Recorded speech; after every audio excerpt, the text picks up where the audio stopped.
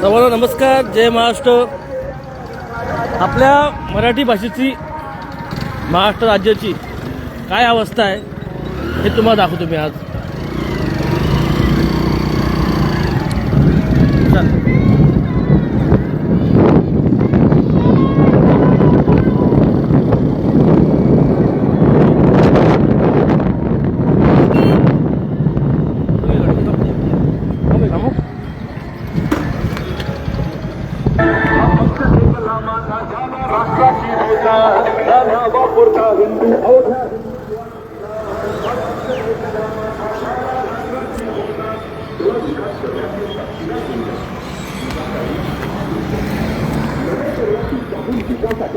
टाकले पाऊस, चला देऊया साथ, धरूया भाजपचा हात. प्रभाग क्रमांक 13 मधील महायुतीचे अधिकृत उमेदवार डॉक्टर पूजा संजय शेठ गायकवाड यांना आपले बहुमूल्य मत देऊन प्रचंड बहुमतांनी विजयी करा. तुम्ही आता यूपी बिहारचं गाणं वाजवते का? यूपी बिहारचं नाही ते, मग वाजवा परत, मला बघू द्या. यूपी बिहारचं म्हणजे हिंदीमध्ये येते. दाखव ना मला, वाजवा परत एकदा. पैनल नंबर 13 से नगर सेवक भाजपा प्रत्याशी बघा, डॉक्टर पूजा संजय शेठ गायकवाड ही आहे आपल्या महाराष्ट्राची अवस्था. तो आप तक कमल का बटन दबाकर आणि तरी यांना वाटतं की हे हिंदी गाणं आहे. बघा हे गाणं बंद करा साहेब, बंद करा, बंद करा, बंद करा. चुकी तुमची नाहीये, तुम्हाला 5-50 भेटतात म्हणून तुम्ही रिक्षा चालवताय. ही बघा, ही महाराष्ट्राची अवस्था आहे. आणि मला वाटतं भारतीय जनता पार्टी याला पूर्णपणे जिम्मेदार, जबाबदार आहे. आणि ही अवस्था मला वाटतं देवेंद्र फडणवीसजी तुमचीच आहे. तुमच्यामुळे ही आमच्या महाराष्ट्राची अवस्था झालेली आहे. आज ह्या कल्याणसारख्या जे शिवरायांचे चरण स्पर्श झालेले आहेत कल्याणसारख्या शहराला, त्या शहरामध्ये, मराठवाडा शहरामध्ये आज उत्तर प्रदेश, बिहारी लोकांची एवढी यांची ताकद वाढलेली आहे की ते त्यांच्या भाषेमध्ये प्रचार करायला लागले. त्याचं कारण फक्त आहे की भारतीय जनता पार्टीची त्यांना भेटली ताकद आहे. भारतीय जनता पार्टीची भेटली त्यांना ताकद आहे. म्हणून आज प्रत्येक उमेदवार, भारतीय जनता पार्टीचा उमेदवार हा यूपी बिहारच्या परप्रांतीय गाण्यामध्ये आज महाराष्ट्रामध्ये हा त्यांची जी काय जाहिरात करतोय. आणि यांना फक्त ताकद मिळते फक्त आपले देवेंद्र फडणवीस. मला वाटतं खरं म्हटलं तर देवेंद्र फडणवीस हे मुख्यमंत्री महाराष्ट्राचे आहेत की उत्तर प्रदेश, बिहारचे आहेत, हा मला खरं प्रश्न पडतो. आज ह्या 2 रिक्षा मी पाहिले, या दोन्ही रिक्षामध्ये यूपी बिहारच्या गाण्यामध्ये प्रचार केला जातोय भारतीय जनता पार्टीचा. त्यांना त्यांची एकजुटता दाखवायची आहे. त्यांना ह्या उत्तर भारतीय परप्रांतीय लोकांची फक्त मतं मिळवायची आहेत. पण यांना हे कळत नाहीये, ह्या सर्व गोष्टींमध्ये आपला मराठी माणूस मागे पडतोय.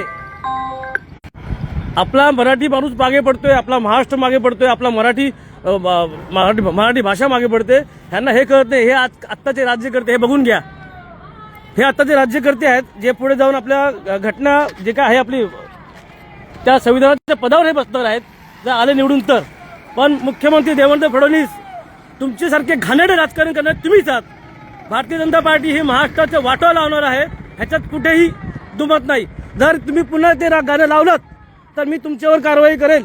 मी तुम्हाला सांगतो, तुम्ही फक्त तुमचं रिक्षा घेऊन चालताय, तुमची चुकी नाहीये. पण जर तुम्ही परत लावलात, तुमचे जे कोणी हे तुम्हाला लावलेलं आहेत, मला माहित नाही, तुम्ही त्यांना सांगा. नाही तर परत लावलं तर मग मी आता एकटा उभा आहे. तुम्ही तुमच्या कुणी जे आहे त्यांना लावून द्या फोन, पुन्हा फोन लावून द्या. इथे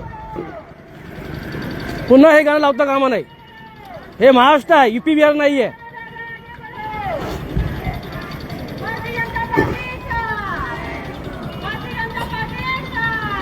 ₹200-500 आपण आपल्या महाराष्ट्राची वाट लावा निघालो, अशी काही नाहीये. हे असे उत्तर भारतीय उमेदवार दिलेले आहेत भारतीय जनता पार्टीने. हे ₹200-500 आलेले माणसं आहेत. बघा, हे सर्व बाहेरचे लोक आहेत, बघून घ्या.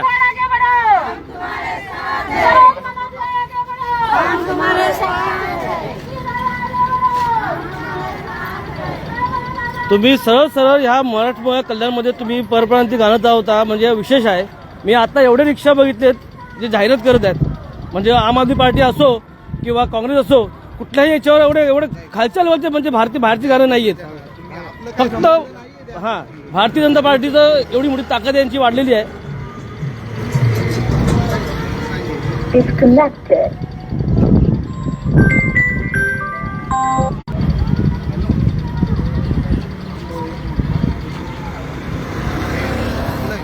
कोण आहे?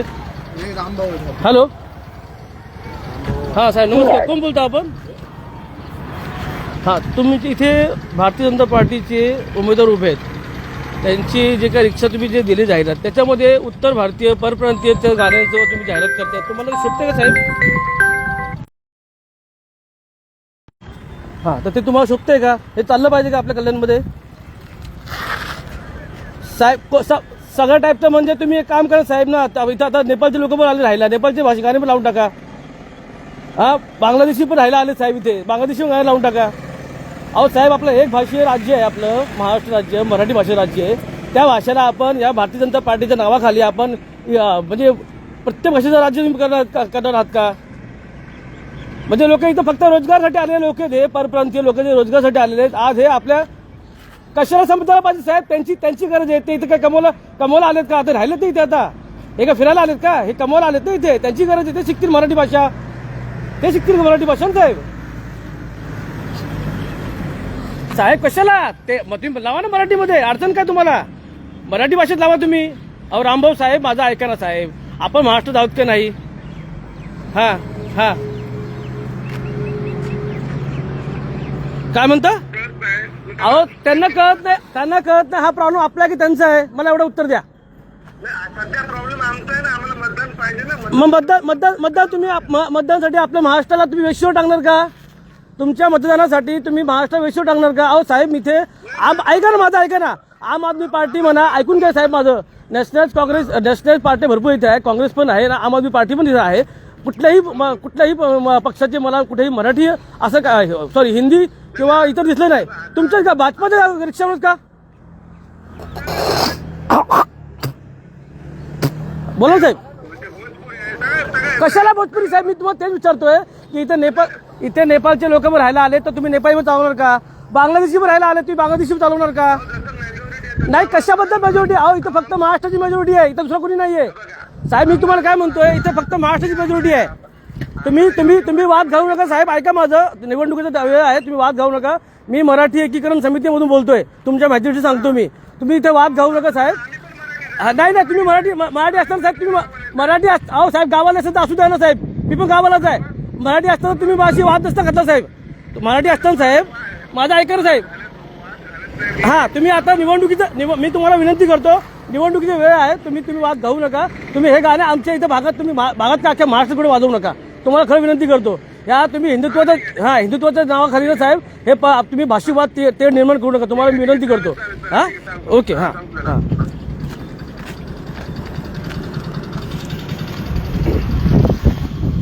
हे अशी आपल्या महाराष्ट्राचे राजकारणी आहेत.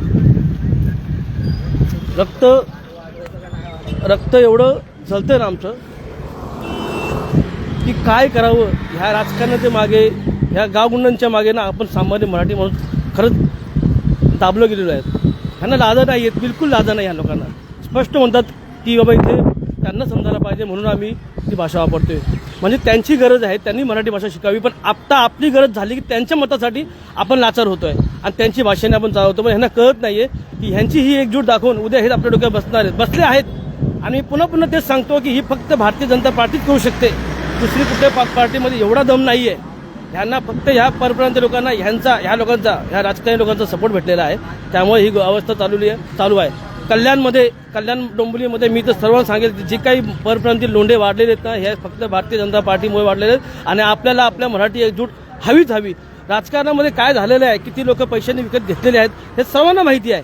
पुढे जाऊन निकाल काय लागेल माहिती नाही, पण मला असं म्हणायचं आहे की मराठी माणसाने एकजूट दाखवली पाहिजे. नाहीतर मला वाटतं खूप लवकर, मी वेळ जास्त घेणार नाही, सांगत नाही, पण अगदी खूप लवकर महाराष्ट्राचा उत्तर बिहार झालेला असेल. मला वाटतं महाराष्ट्राच्या ऐवजी लाजीरवाणी वाटते गोष्ट, मला बोलावंसं लागेल की महाराष्ट्र ऐवजी महाबिहार युपी किंवा महायुपी बिहार असं नाव ठेवायला सुद्धा भारतीय जनता पार्टी कमी करणार नाही. सर्वांना हात जोडून विनंती आहे की मराठीच्या नावाखाली, मराठी भाषेच्या नावाखाली, भाषेखाली सर्वांनी एकत्र या आणि हे जेवढे परप्रांतीचे जे बिंदे आहेत ना, लाचार आहेत लोक, यांना धडा शिकवा. एवढंच सांगेल. जय महाराष्ट्र, जय मराठी. गुरुवार दिनांक 15 जानेवारी 2026 सकाळी 7:30 ते सायंकाळी 5:30 वाजेपर्यंत केवळ आपल्या हक्काच्या काय म्हणते साहेब मला तुमचा प्रॉब्लेम नाहीये पण काय म्हणते का एक वेळ हिंदी गाणं समजू तुम्ही हिंदी गाणे चला साहेब आई युपी बिहार हे आई झवड एवढे मारले ना आमच्या बिल्डिंग मध्ये अगोदरच बोलले होते यांना हे गाणं टाकू नका. लाल वाटत